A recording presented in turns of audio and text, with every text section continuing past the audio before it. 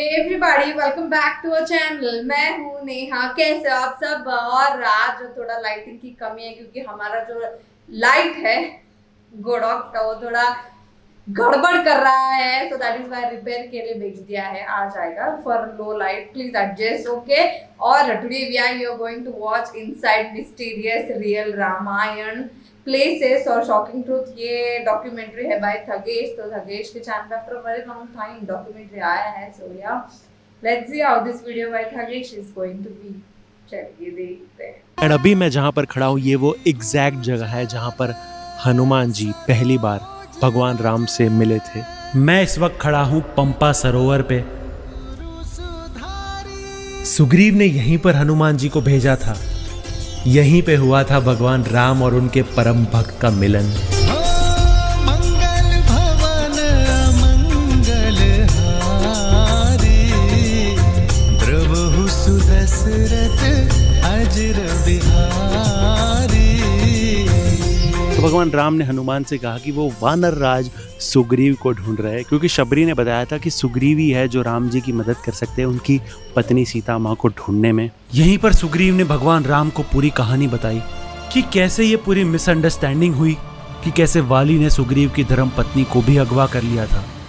And यहीं पर हुआ था वो हिस्टोरिक समझौता जहाँ पर भगवान राम ने सुग्रीव को वचन दिया था कि वो वाली का वध करेंगे। भगवान राम के ये एग्जैक्ट वर्ड्स थे, मैं वाली को खत्म कर दूंगा जिसने तुम्हारी पत्नी का अपहरण किया है। एंड बदले में सुग्रीव ने भगवान राम को ये वचन दिया कि वो अपनी वानर सेना को, अपने वानर सेना के मिनिस्टर्स को भेजेंगे सीता माँ को ढूंढने के लिए। एंड इस पूरे सिचुएशन का वर्णन वाल्मीकि जी ने बहुत ही सुंदर तरीके से दिया है अपनी रामायण में। उन्होंने कहा है कि सीता माँ जिनकी लेफ्ट आई, उनकी लेफ्ट आंख कमल के फूल समान थी, सुग्रीव जिनकी लेफ्ट आंख सोने समान चमक रही थी, एंड रावण जिनकी लेफ्ट आंख आग समान जल रही थी, तीनों एक साथ फड़की। भगवान राम ने सुग्रीव को कहा कि जब तुम वाली से लड़ रहे होगे मैं पीछे से वाली को तीर मार दूंगा। लेकिन क्यों? भगवान राम का मानना था कि वाली उनका कोई राइवल नहीं है, ना ही वाली उनका कोई दुश्मन है। वाली एक गुनहगार है, एंड गुनहगार के साथ लड़ाई नहीं की जाती, उसे सजा दी जाती है। तो यहीं पर सुग्रीव और वाली की घमासान लड़ाई हुई। दोनों एक दूसरे पर प्रहार कर रहे थे।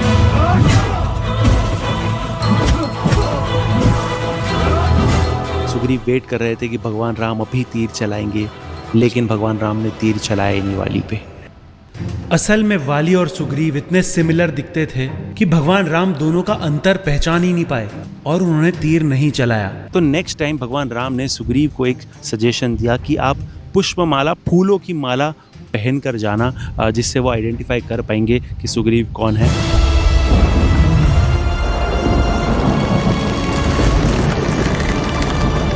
तभी भगवान राम ने तीर चलाया।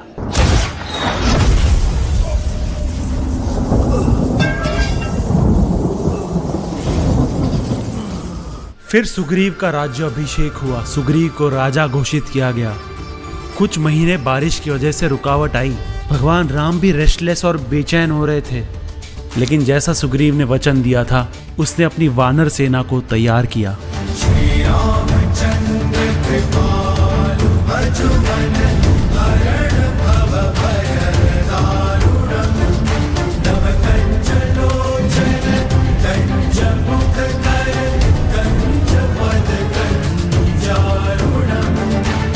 और श्री राम अपनी वानर सेना को लेकर आए यहाँ पर,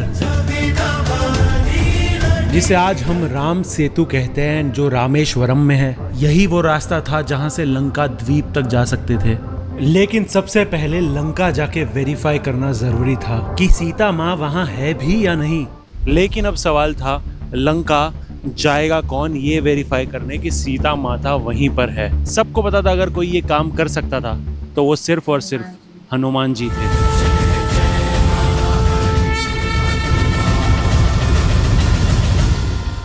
लेकिन एक दिक्कत थी, हनुमान जी अपनी शक्तियां भूल चुके थे।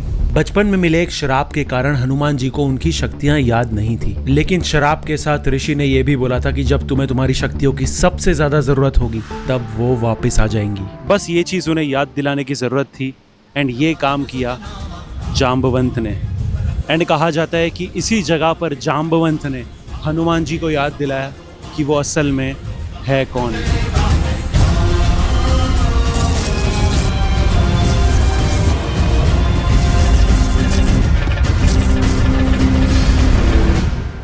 एंड कहते हैं कि इसी जगह से हनुमान जी ने ऐसी छलांग मारी जिससे पूरी धरती कांप गई।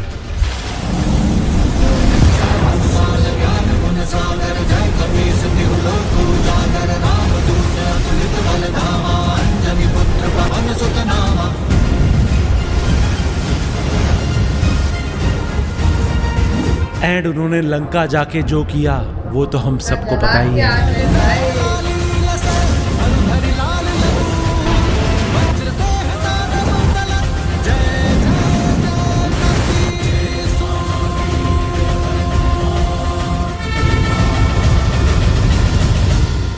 एक बार ये वेरीफाई हो गया कि सीता माता लंका में है, अब सबसे बड़ा टास्क था एक सेतु बनाना, ब्रिज बनाना। कहा जाता है कि 2 या 3 दिन तक भगवान राम यहाँ पर बैठे रहे, समुद्र देव से प्रार्थना करते रहे। वो सी करंट्स को देखते थे, वो यहाँ पे जो सैंड मूवमेंट्स हो रही थी उसे नोटिस करते थे। भगवान राम ने 2-3 दिन घोर तपस्या की और ध्यान किया। 2 या 3 दिन की तपस्या के बाद भगवान राम को यहाँ पर सुनने मिली तो सिर्फ खामोशी। एंड इस चीज़ से वो बहुत ज़्यादा नाराज़ हुए थे, इस चीज़ से वो बहुत ज़्यादा डिसअपॉइंट हुए थे। एंड कहा जाता है कि गुस्से में आकर उन्होंने अनगिनत तीर मारे थे पानी के अंदर।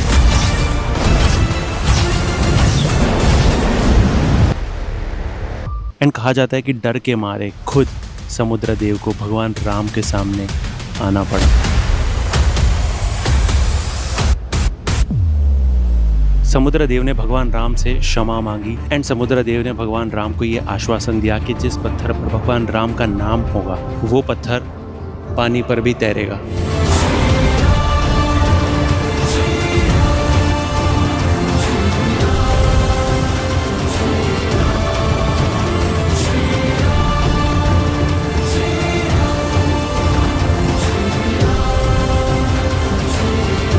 और सेतु का काम कंप्लीट हो गया था सिर्फ और सिर्फ 5 दिनों में।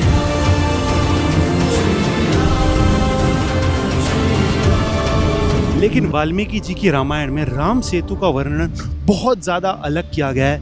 उनके अनुसार इसका नाम राम सेतु नहीं था, नल सेतु था।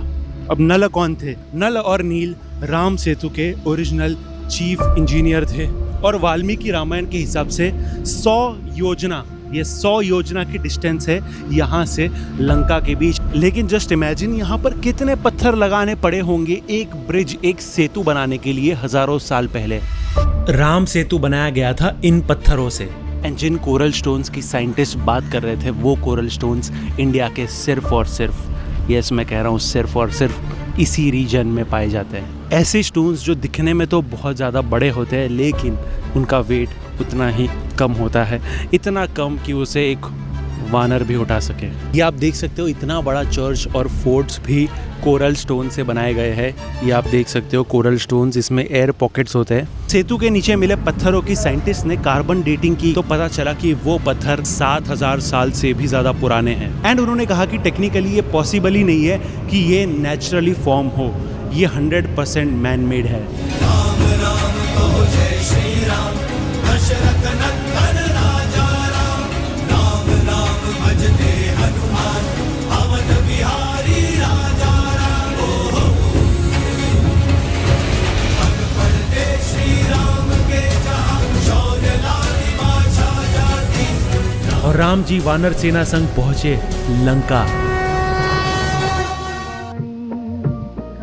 रामायण कोई माइथोलॉजी नहीं है, ये हमारी हिस्ट्री है जिसके प्रूफ हर जगह है। अयोध्या से रामेश्वरम तक, गुफाओं से लेकर पहाड़ों तक, वनों से लेकर समंदर तक, हर जगह पर राम के निशान हैं। और इन्हीं जगहों का एक छोटा सा साक्षी बनकर मैं कहने चला हूँ आपको ये राम कहानी। सबसे कृपा की याचना करके कहने चला मैं राम कहानी। सबसे कृपा की याचना करके कहने चला श्री राम कहानी।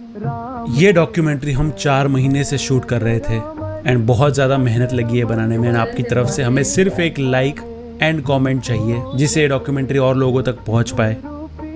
जैसे इस गांव पे हमने डॉक्यूमेंट्री बनाई थी जहां पे हनुमान जी का नाम लेना ही गुनाह है, या फिर छत्रपति शिवाजी महाराज का सीक्रेट फोर्ट जहां पे उनके रियल फुटप्रिंट्स है, या फिर इस गांव की डॉक्यूमेंट्री जहां पे इन्होंने पूरा गांव भूतों को सौंप दिया है। ये सारी डॉक्यूमेंट्री ज़रूर देखना।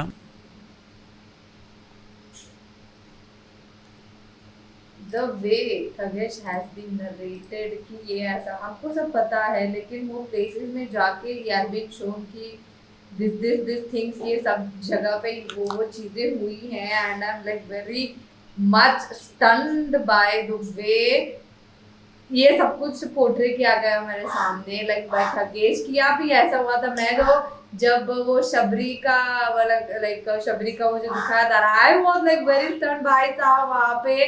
लाइक शबरी का वो गुफा था उसमें वो रहती थी एंड राम जी वहाँ पे गए थे एंड उन्होंने सब मतलब बेर खाया और उसके बाद शबरी ने बोला ऑल दैट थिंग्स। और जटायु का एक्चुअली मैं केरला में गई थी लेकिन मैं जा नहीं पाई जटायु को बिकॉज टाइम की थोड़ी थक गई थी first because of that reason. And अगर बात किया जाए राम सेतु का भी सीन एक्चुअली बहुत ज्यादा ही टाइम की कमी थी। मेरे को तमिलनाडु में जाना है, I want to go to Tamil Nadu to watch Ram Setu और बहुत सारी चीजें। मैं तमिलनाडु अभी तक गई नहीं हूँ।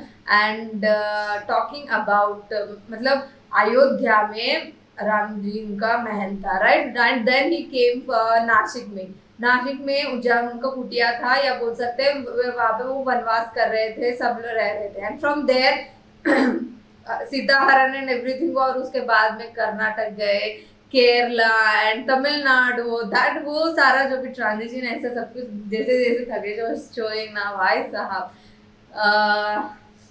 बहुत मजा आया यार। सो या that is it for today. अगर वीडियो आपको पसंद आई है तो लाइक कर देना, नीचे कमेंट करके बताना कि कैसा लगा और आपको ऐसे और वीडियोस चाहिए वो कमेंट करके बता दो। इस वीडियो को शेयर कर दो, नीचे दिए गए वाइट सब्सक्राइब बटन को वो भी क्लिक कर देना और मेरा इंस्टा आईडी नीचे डिस्क्रिप्शन में दिया गया है, so please follow that. Thank you.